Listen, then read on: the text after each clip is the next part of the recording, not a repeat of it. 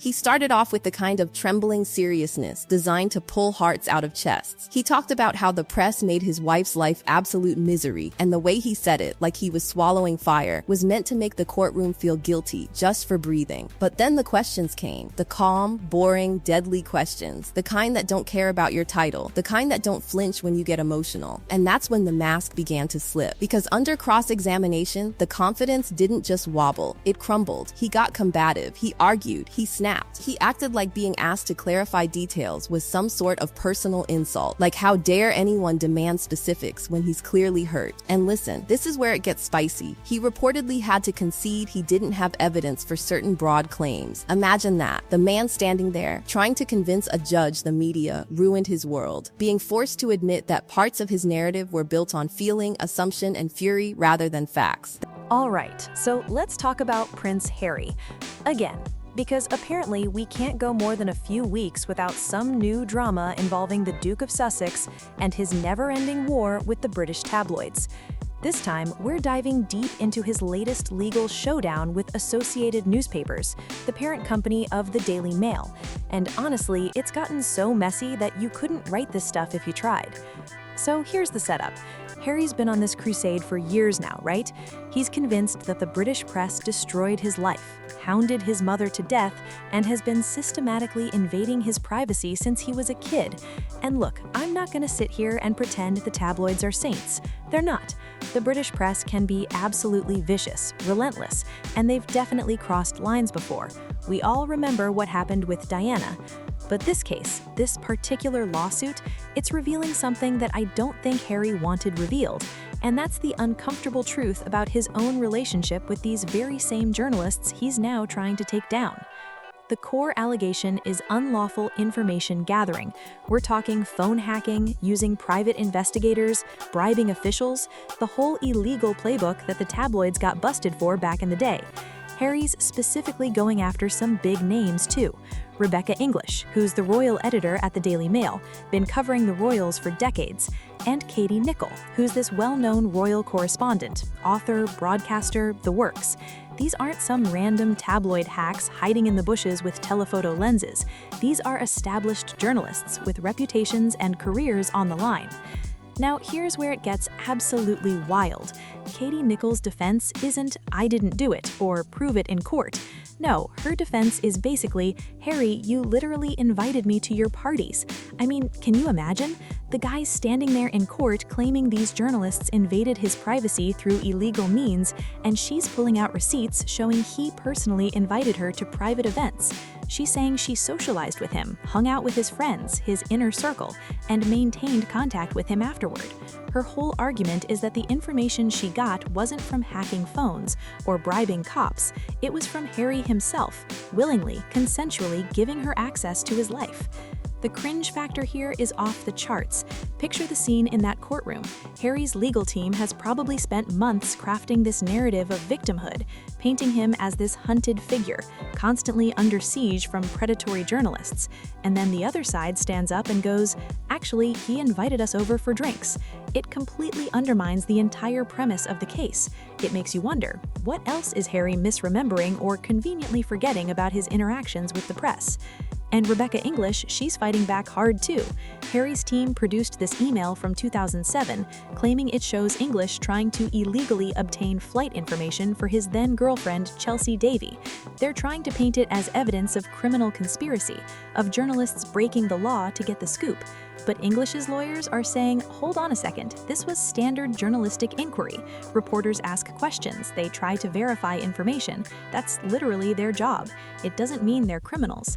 And they're also pointing out that English had a long-standing professional relationship with Harry during his years as a working royal. She covered him officially, attended royal events, had access through proper channels. So what we're seeing here is a picture emerging that's way more complicated than evil tabloids versus innocent prince. It's looking more like a prince who actively engaged with these journalists when it suited him, who used them to get positive coverage, who invited him into his life, and is now trying to rewrite history and claim he was some kind of victim the whole time. let's talk about the optics for a second, because they are brutal. Reports from the courtroom say Harry looks stressed, uncomfortable, agitated. And I mean, who wouldn't be? He's sitting there watching his own past actions get dissected in public, having to face the fact that maybe, just maybe, his version of events doesn't hold up under scrutiny. He's accusing these journalists of crimes, serious crimes that could result in prison time, and meanwhile, his own behavior is being examined under a microscope, and it's not looking great. And then there's this alleged outburst. Now, I want to be careful here because we don't know for certain if this happened exactly as reported, but multiple sources are claiming that Harry had some kind of meltdown in court, supposedly shouted at the judge, invoked his royal status, said something along the lines of he can't be allowed to lose because of who he is.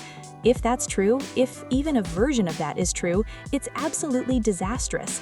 The British legal system, for all its flaws, and there are many, operates on the principle that everyone is equal before the law. The whole point is that it doesn't matter if you're a prince or a plumber, the law applies the same. The idea that Harry would pull the royal card in a courtroom is just, it's tone-deaf beyond belief.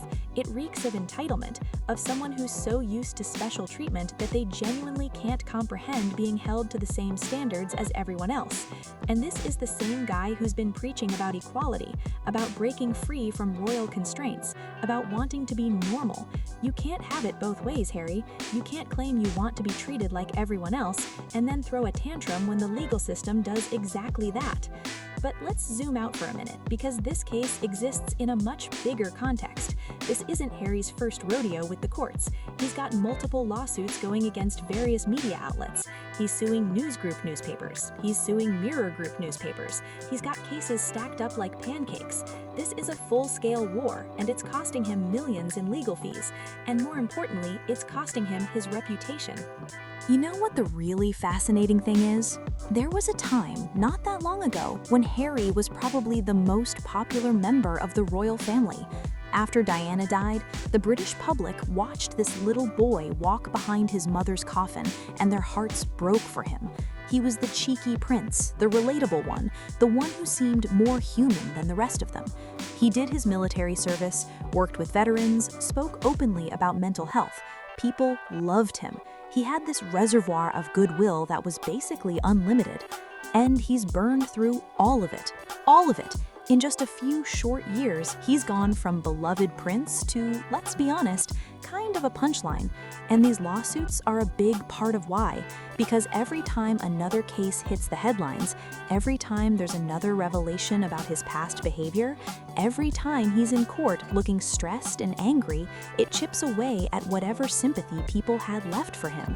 The British public is tired of it. They're tired of the constant litigation, tired of the grievances, tired of feeling like they're watching someone who's completely lost the plot. And here's the thing that really rubs people the wrong way: the timing. The UK is going through some serious economic pain right now. People are choosing between heating and eating. Inflation's crushing working families. The NHS is barely functioning. Public services are crumbling. And here's Prince Harry living in his multi-million-dollar mansion in Montecito, California, suing newspapers over stuff that allegedly happened years ago. The disconnect is staggering. It's Marie Antoinette levels of being out of touch. And I don't think Harry gets it. I don't think he understands how this looks to ordinary people who are struggling to make ends meet.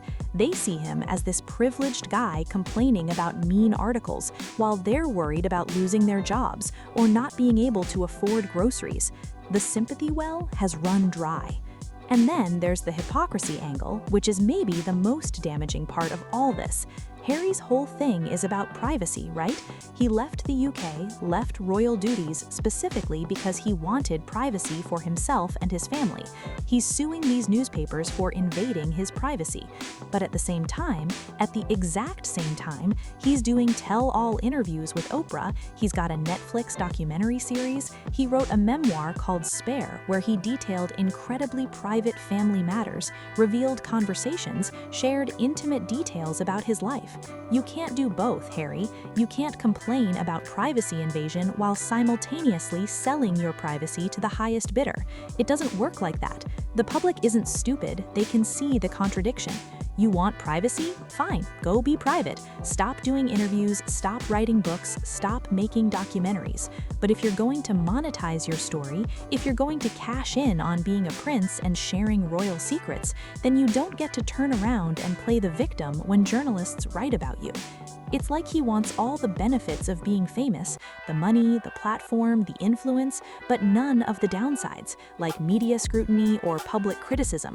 And that's just not how the world works. Not for him, not for anyone. Fame comes with a price, and if you're actively courting it like Harry is, then you've got to accept that price. Let's talk about the damage this is doing to the royal family, because it's significant. Charles just became king. The monarchy just went through a major transition with the Queen's death. They're trying to project stability, continuity, unity. They want the British public to feel confident in the institution. And then Harry's over here lobbing grenades from California. Every lawsuit, every interview, every public airing of family drama makes the whole institution look dysfunctional. William's gotta be furious. Catherine's gotta be exhausted by it all. Charles is stuck between wanting to reconcile with his son and needing to protect the monarchy. It's an impossible position. And the thing is, Harry's making reconciliation nearly impossible. How do you have a family reunion when one member is actively suing institutions connected to the family, trashing them in public, making allegations that paint everyone in a bad light? The courtroom revelations are particularly damaging because they're not coming from tabloid gossip or unnamed sources. This is testimony under oath, legal documents, evidence. When Katie Nicholl says Harry invited her to parties, that's not speculation. That's her legal defense, something she's prepared to prove in court. When Rebecca English produces evidence of a professional relationship, that's documented fact. This stuff is harder to dismiss than a tabloid headline because it comes with receipts. And it makes you question everything Harry has said about his relationship with the press. If he was inviting journalists to private events, if he was maintaining professional relationships with royal correspondents, then what exactly is he complaining about? That they wrote articles based on information he gave them? That they covered events he invited them to attend? It doesn't add up. The narrative falls apart. I think what's really happening here is that Harry's engaged in some serious selective memory. He remembers the negative coverage, the intrusive stories, the times the press crossed the line. And sure, that stuff happened, but he's conveniently forgetting all the times he used those same journalists for positive coverage, all the times he gave them access, all the times it benefited him to have a good relationship with the press. He's rewritten his own history to cast himself as a perpetual victim, and the court cases are exposing that fiction. There's also this element of Harry seeming unable to take responsibility for his own choices. Everything bad that's happened to him gets blamed on someone else. The press, the royal family, the institution, the courtiers, whoever. He left the UK. That was his choice. He did the Oprah interview. His choice. He wrote the book. His choice. But instead of owning those decisions and their consequences, he acts like he's been forced into all of it by external circumstances. At some point, you're an adult, and you've got to take responsibility for your own life. You can't keep blaming everyone else for your problems. And I'm not saying Harry hasn't been through difficult things. He lost his mother at a young age, he grew up in the spotlight, he served in the military in combat zones. Those are real challenges. But millions of people go through trauma and hardship, and they don't all become perpetual victims who sue everyone who ever wronged them. The lawsuit strategy itself seems flawed from the start. Even if Harry wins, even if he gets a judgment saying, yes, these newspapers engaged in unlawful information gathering, what does he actually gain? Some money? Sure. A symbolic victory? Maybe. But he's already rich beyond belief. He doesn't need the money. And the symbolic victory comes at an enormous cost to his reputation, his relationships, his mental health probably. Is it worth it? I honestly don't think so. And here's the thing about these phone hacking cases in general. The real egregious stuff happened years ago, mostly in the mid-2000s. The newspapers involved have since been investigated, punished, reformed their practices. The individuals responsible have faced consequences. Yes, it was wrong. Yes, it was illegal. But it's also in the past. At what point do you move on? At what point do you accept that while justice might be imperfect, continually relitigating events from 15 or 20 years ago isn't healthy or productive? Harry seems stuck in the past. He's fighting battles from his youth, trying to avenge wrongs done to his mother, attempting to rewrite history so he comes out looking better. But you can't change the past. You can only control how you move forward from it. And Harry's chosen to move forward by dragging everyone through court, airing dirty laundry, and alienating the very people who once supported him. The public perception shift has been dramatic. Go back and look at polls from when Harry and Meghan first got married. Their approval ratings were through the roof. People loved the story, the American actress marrying the prince, the modern fairy tale. Even when they left the UK, there was still significant support. People understood wanting to protect your family, wanting to escape intense media pressure. But with each passing month, each new interview, each new lawsuit, those numbers have plummeted. Now the majority of the British public has a negative view of Harry. They see him as someone who's turned his back on his country, on his family, on his duty. Fair or not, that's the perception, and these court cases are making it worse because they're revealing a side of Harry that people didn't see before. The entitlement, the selective memory, the victimhood mentality, it's all on display in these legal proceedings. You've got to wonder about the people advising Harry. Who looked at this legal strategy and thought it was a good idea? Who's telling him that suing multiple newspapers simultaneously while doing media interviews is coherent? Because from the outside, it looks like chaos. It looks like someone who's not getting good counsel, or who's not listening to the counsel he's getting. Meghan's role in all this is interesting too. She's been involved in her own legal battles with the press. She won a case against the Mail on Sunday over a private letter, so there's clearly a shared animosity toward the British tabloids in that household. But you have to ask whether this mutual reinforcement is healthy. Are they feeding each other's grievances, creating an echo chamber where everyone's always the villain and they're always the victims? It seems like they might be. The California mansion, the Netflix deal, the book advance, all of that money came from being willing to share their story, to trade on their royal connections. But they want to control the narrative completely. They want to tell their version of events and have no one question it, no one contradict it, no one challenge it. That's not how media works. That's not how public discourse works. When you put yourself out there, when you make yourself a public figure, you open yourself up to scrutiny, criticism, and yes, invasive journalism. Should there be limits? Absolutely. Should phone hacking be illegal? It is, and it should be. Should journalists follow ethical guidelines? Of course.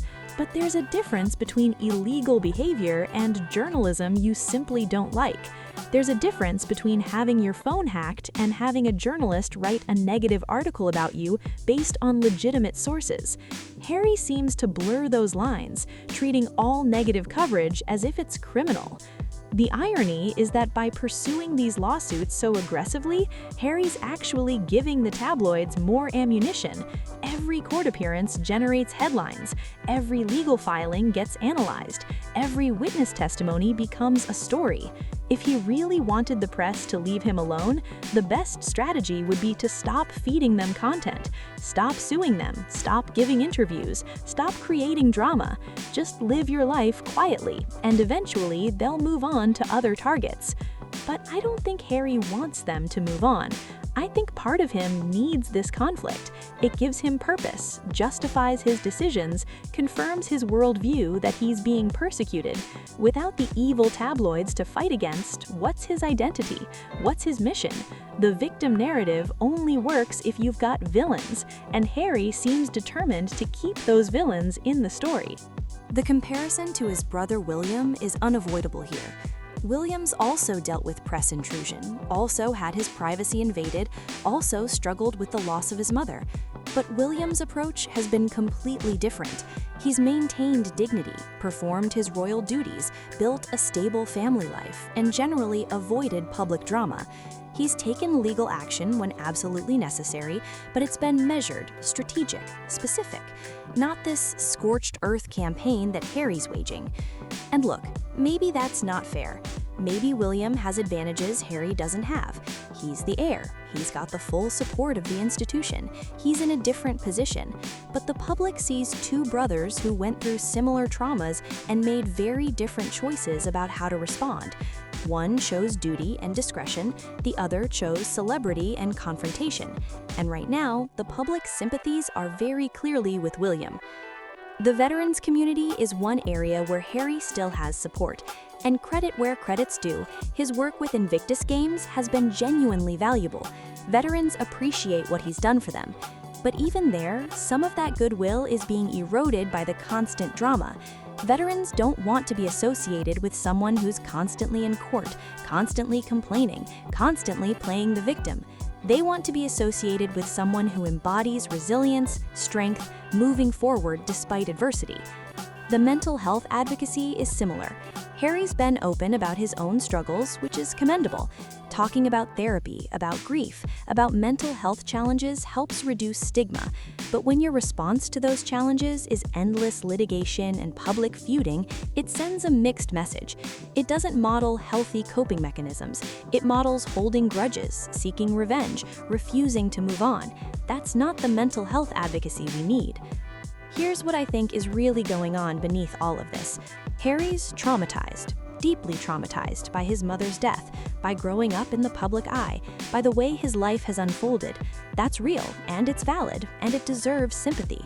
But trauma doesn't give you a free pass to behave however you want without consequences. Trauma doesn't mean you can sue everyone who's ever wronged you and expect the world to cheer you on. At some point, healing means accepting what happened, processing it with professional help, and finding a way to move forward that isn't about revenge or vindication. Harry's stuck in the trauma. He's trapped in it. These lawsuits are him trying to fight battles from his past, trying to protect a mother who's already gone, trying to change things that can't be changed. It's sad, honestly. It's watching someone self-destruct in slow motion, all while being cheered on by people who think they're helping him but are actually enabling his worst impulses. The legal costs alone must be astronomical. These cases can drag on for years, involve dozens of lawyers, expert witnesses, countless billable hours. Even for someone with Harry's resources, it's gotta be a massive financial drain. And for what?